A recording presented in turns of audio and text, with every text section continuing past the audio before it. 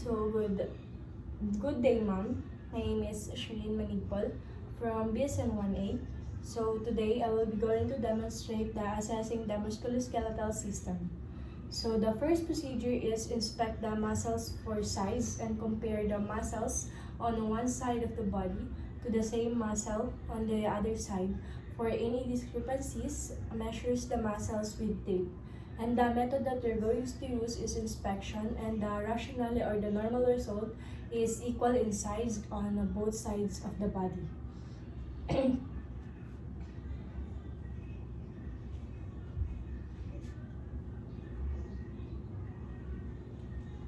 So the next procedure is inspect the muscles and tendons for contractures, shortening. The methods that you're going to use is inspection, and the rationale or the normal result is the no swelling and no contractures.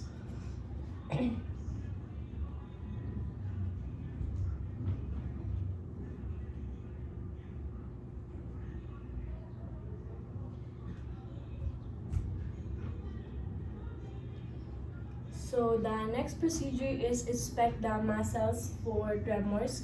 For example, by having the client hold the arms out in front of the body. And the methods that you're going to use is inspection, and the normal result is no tremors. Ganun pa.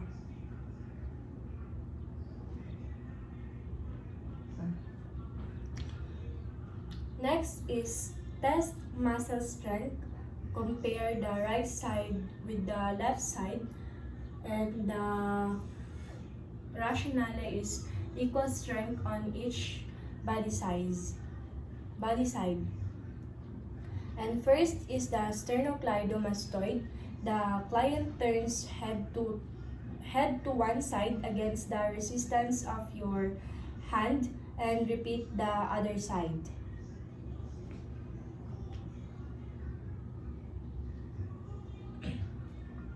Next is the trapezius. The client shrug the shoulders against the resistance of your hands.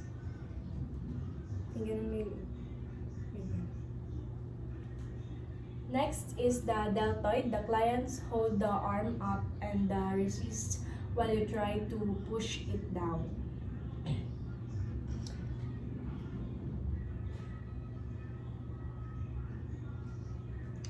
Next is the bicep. The client fully extends each arm and tries to flex it while you attempt to hold the arm in extension. The biceps.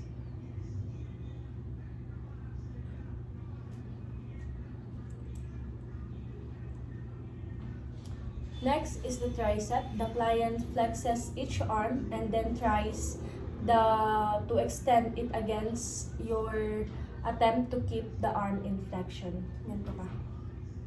Tapos lakasan mo yung ano mo.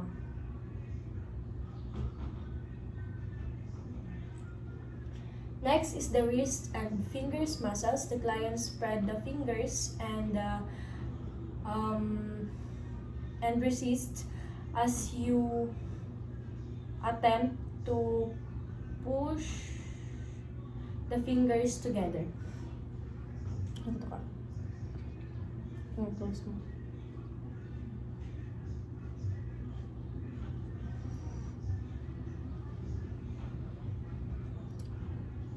Next is the grip strength. The client grasps her index and middle fingers while you try to pull the fingers out.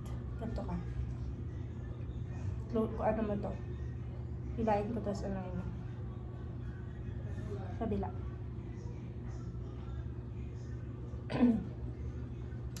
The hip muscles. The client is supine, both legs extended. The client raises one leg at a time while you attempt to hold it down. And next is the hip abduction.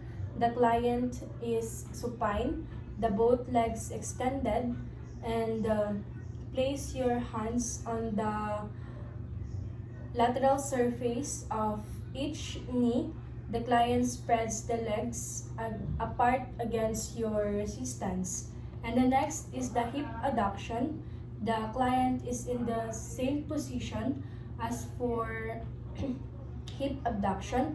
Then place your hands between the knees, and the client brings the legs together against your resistance. And the next is the hamstring. The client is supine, and then both knees bend. Client resist while you attempt to straighten the legs. The next is the quadriceps. The client is supine, knee partially extended, and the client resists while you attempt to flex the knee. And then the muscles of the ankles and feet. The client resists while you attempt to dorsiflex the foot, and again resist while you attempt to flex the foot. Then inspect the skeleton for structure and palpate the bones to locate any areas of edema or tenderness, and inspect the skeleton for structure and palpate the bones to locate any areas of edema or tenderness, and inspect and palpate joints for tenderness, smoothness of movement, swelling, crepitation, and presence of nodules. Then, okay, wait lang. Maghiga ka dun sa dito sa bed. Wait, ma'am.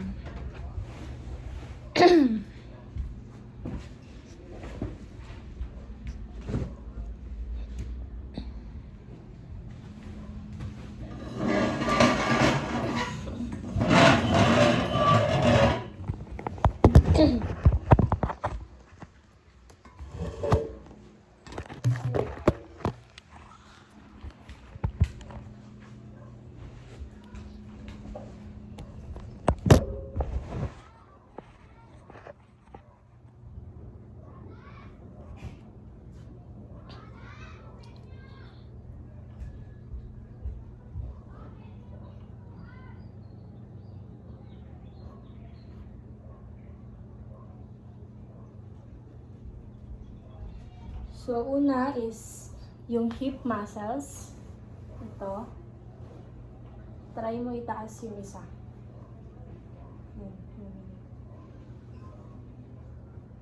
Tapos, ibaba mo. Parang, itaas mo, tapos, ganun ko pababa, tigasan mo. Sige lang. The next is, ganyan. Close mo. Tapos, ipaganon ko, hindi ka mo. Tapos, ibalik ko. Tigasan mo. The next is yung ganyan. Ipataas ko yung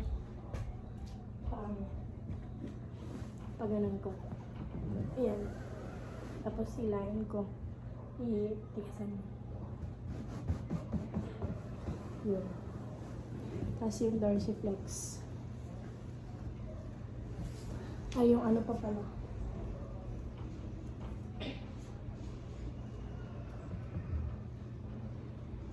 Yung dorsiflex. Oh.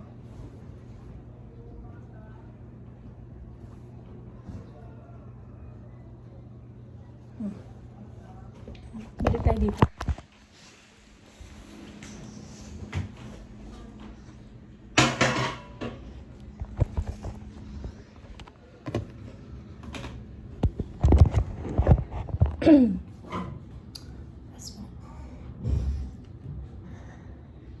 Then next is palpate the bones to locate any areas of edema or tenderness.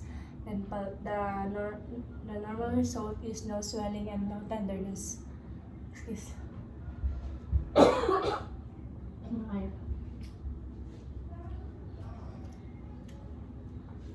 Then next is the neurological reflexes.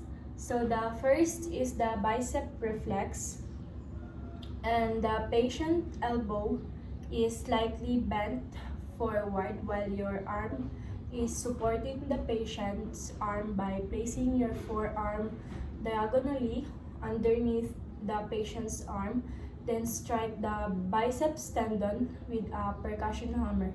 So the methods that you're going to use is percussion, and the normal result is no contraction of the biceps can be seen and felt. So, ilahin ko na lang yan.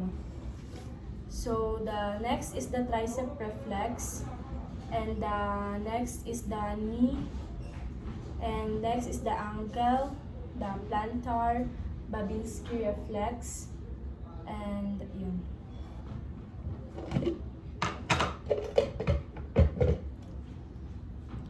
So, first is the biceps. Ito na lang. So, sa biceps, yung dito na side. Tapos, kailangan may ano yan siya.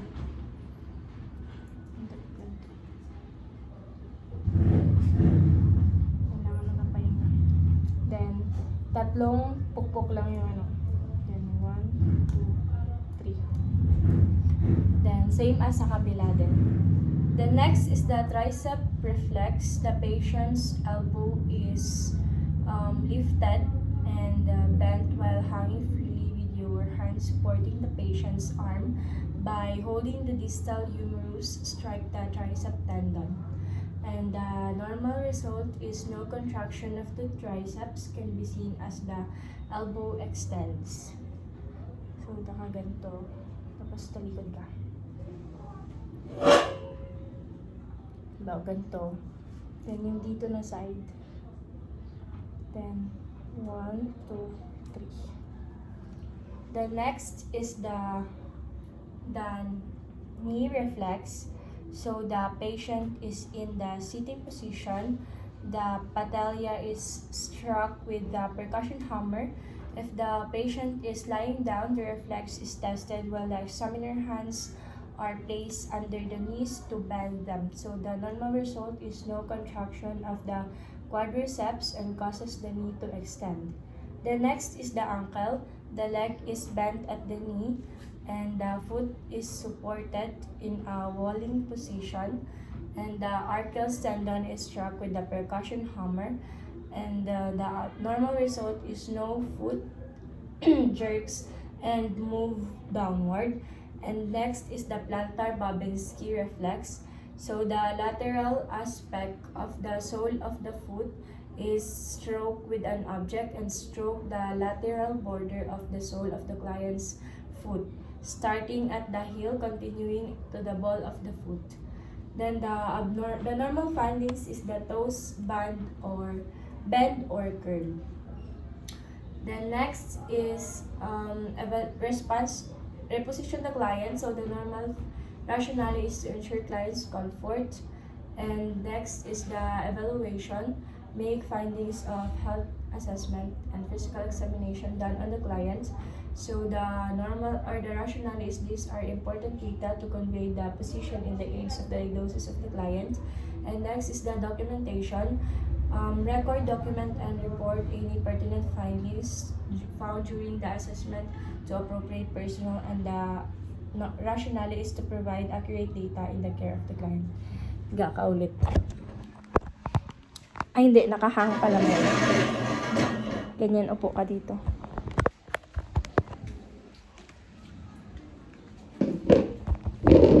Tapos yung sa patella. Di ba yan? Yung dito is ito yung patella niya, ma'am. Tapos ito yung fibula niya. Then dito sa gitna. 1, 2, 3. Then dito naman sa paa is yung sa likod ng dito niya. Dito. Then 1, 2, 3. Then next naman is yung dito. Dito sa ano niya.